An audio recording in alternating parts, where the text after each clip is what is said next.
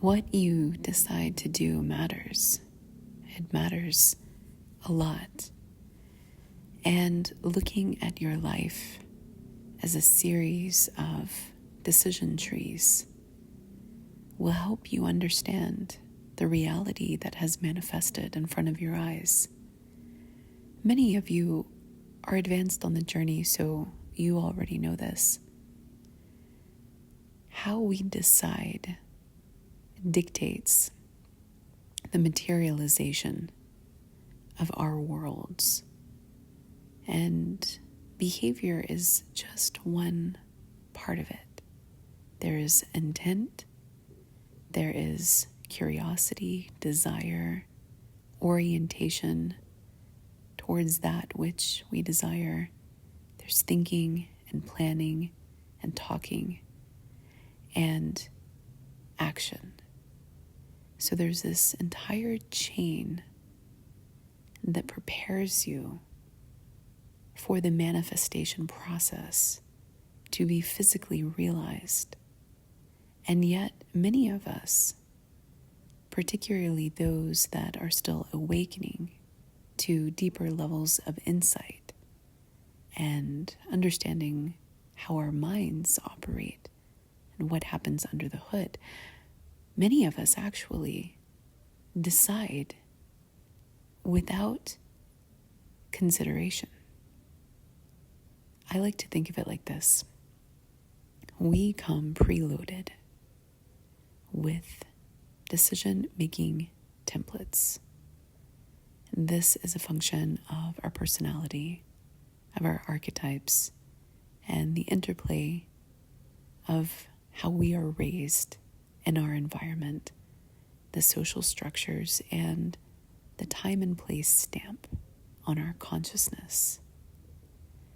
All of these factors, and perhaps there's more, but these are the ones that come to mind at this particular moment. All of these factors are imbued into your personal operating system, let's say, where you have a series of knee-jerk reactions that allow you to function through life without crippling analysis paralysis. This is where judgment, implicit biases come into play as well, where you decide about somebody without deeply considering it, or if it might be skewed in a direction that doesn't actually match their intent.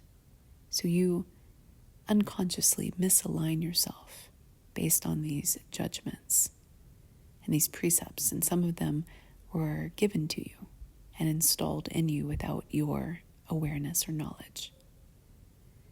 And so early on in the awakening process, and there are many levels and layers, and so somebody could be advanced on the journey but have some more layers to peel back of deeply understanding how they work on the inside.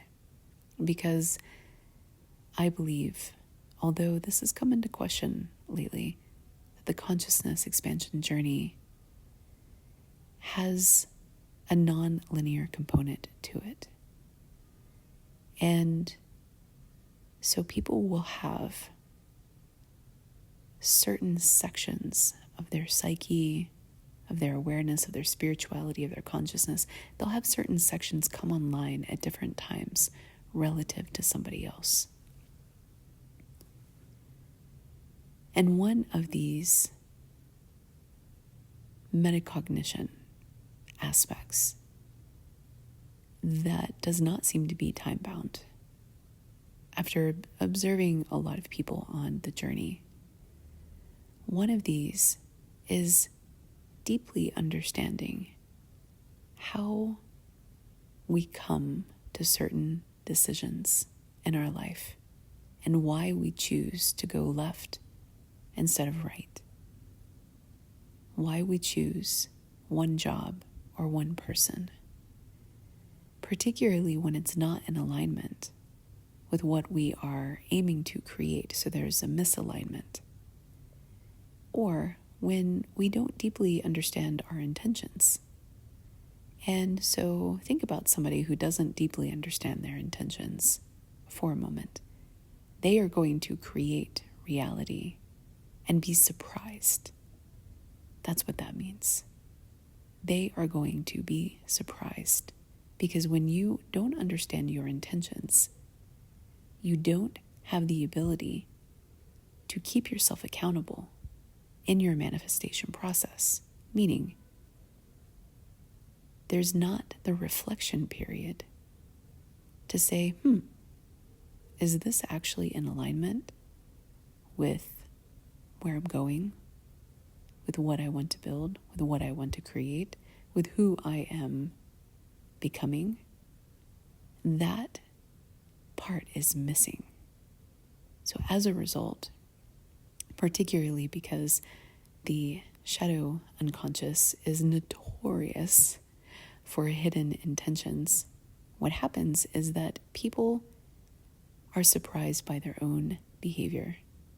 People are surprised by other people's behavior. People are surprised by how their manifestations come to them. And so, understanding how and why we decide is actually a very illuminating process to understanding everything that's been installed in you along the way without your knowledge, sometimes without your consent, and gives you the ability to pluck out that which no longer serves you, and understanding why you go right instead of left, and what that means in relation to your manifestation process greatly enhances your ability to be a powerful creator in the multiverse. And so, one exercise that I like to do with my clients, and I adapt it for different purposes, depending on what we're working on. But one exercise that I find to be incredibly valuable is the why 5 times. You can do it 3 times. This is how it was taught to me. But I find that when you extend it to 5 times, you have more insight, particularly if you are a very complex person in this particular area that you are investigating. And it's really quite simple. All you do is you ask yourself why 5 times, but you do so in this nesting doll arrangement where you take the top layer off. So you could ask yourself, why did I decide this? You take that layer off. You have your answer. And then you dig into it a little bit more. Why? Perhaps you were concerned about somebody else's opinion. So then you would say, why? Well, perhaps it is because you value their opinion and they might have some control over your life or some influence over your life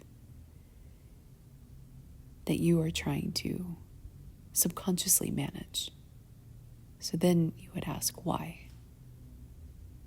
Then you would say, perhaps it's because I'm afraid that if I don't decide in this way, that their influence will somehow negatively impact me in this other way.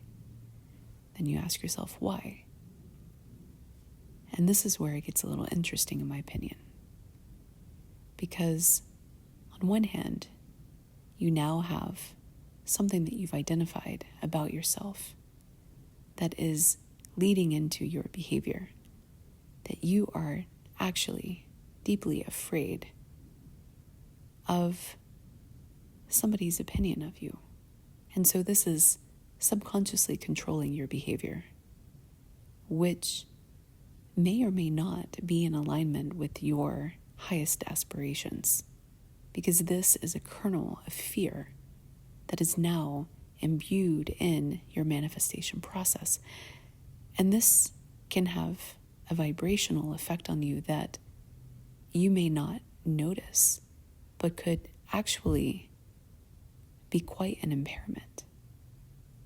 And two, we also have that there's a subconscious belief that this person has some undue influence over your life, where you subconsciously feel pressure to conform, perhaps, in this fictitious example, conform to pleasing them, which is a deeply rooted people-pleasing aspect of yourself, which may be coming from them. There may be some subconscious control elements.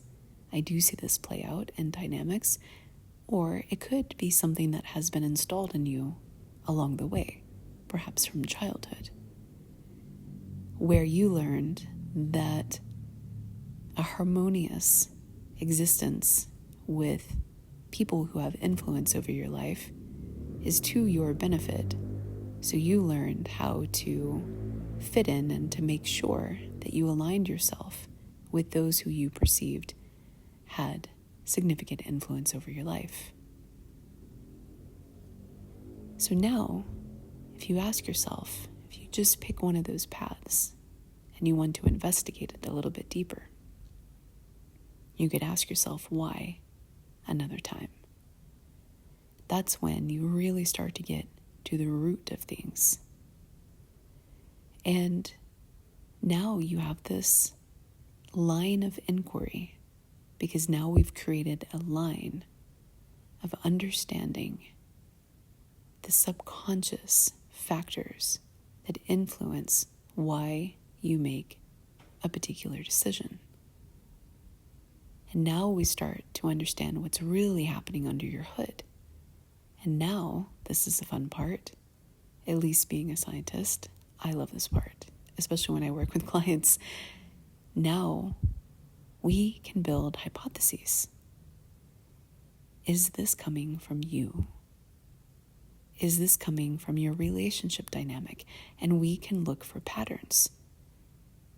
And we can say, okay, if it's coming from you, then that means that across the board in a variety of different relationships, when we really dig into the root of some of your decisions, what we find is that you are afraid that if perhaps people in your life aren't happy with you, or you aren't pleasing them in some way, you are afraid that something negative is going to happen. And it could actually be very, very, very specific to you and your psychology, what you fear. A lot of people fear loss. A lot of people fear abandonment. A lot of people fear rejection. Some people fear all of those. So this really is contingent upon your personal frameworks. And then we could say, okay, where did that come from? And we can explore your past relationships,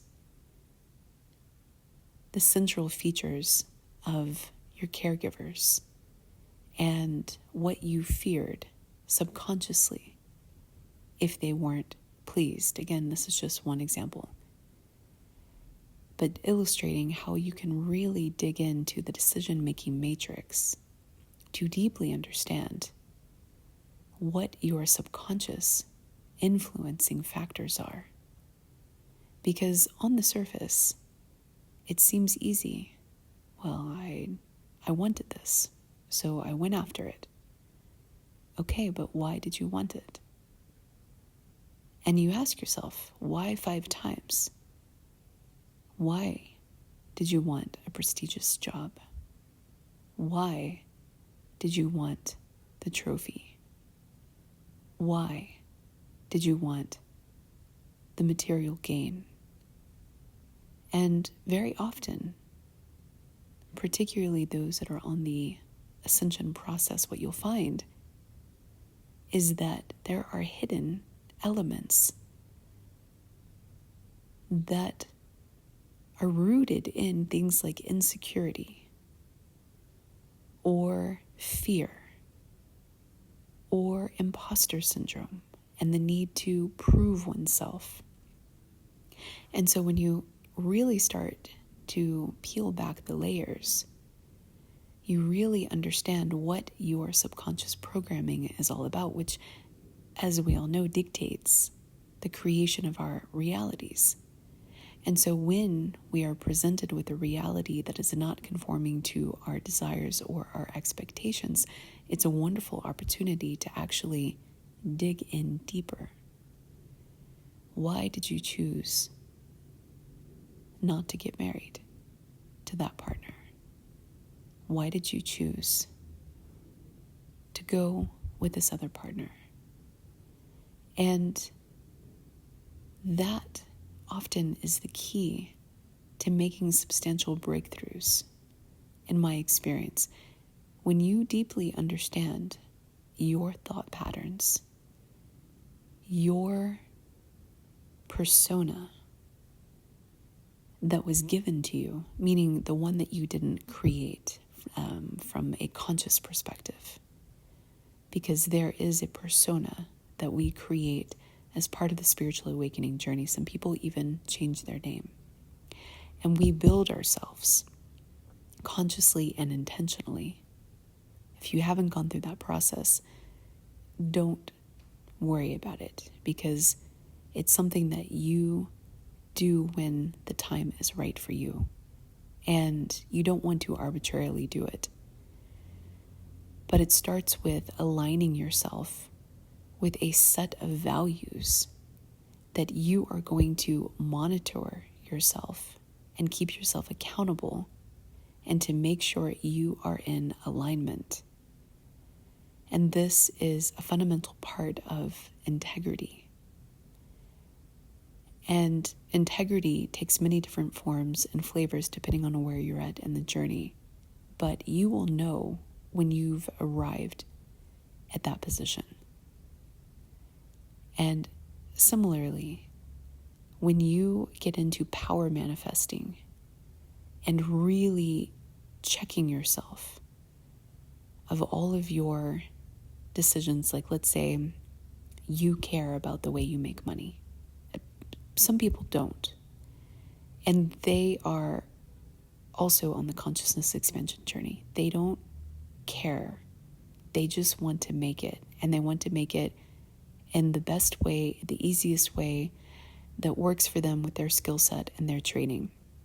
But there's also another section of people that want to do things that are completely in alignment with their highest aspirations, with their purpose, with their calling, with their mission. And that requires a different level of checking oneself to make sure that they're in alignment.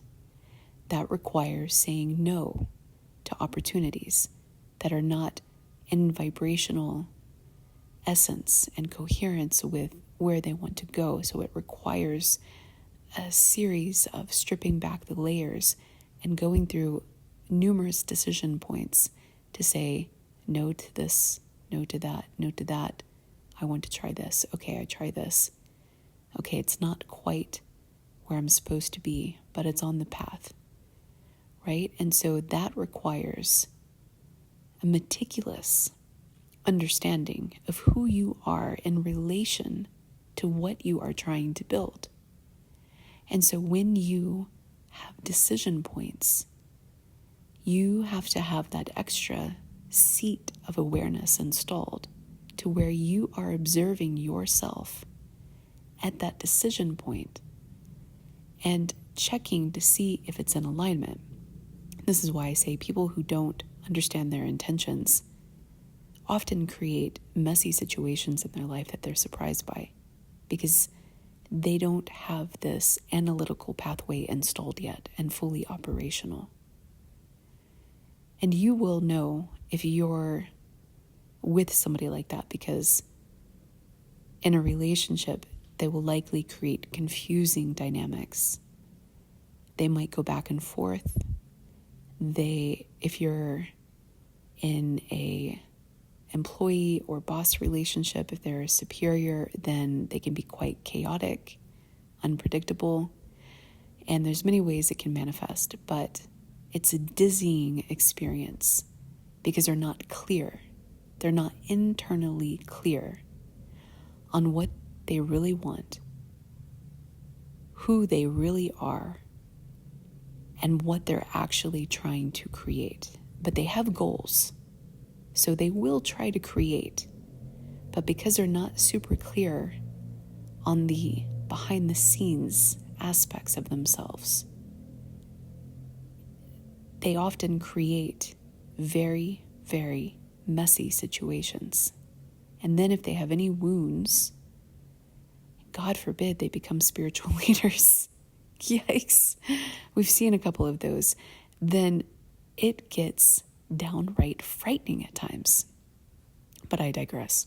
So this process of understanding your decision trees is quite advanced.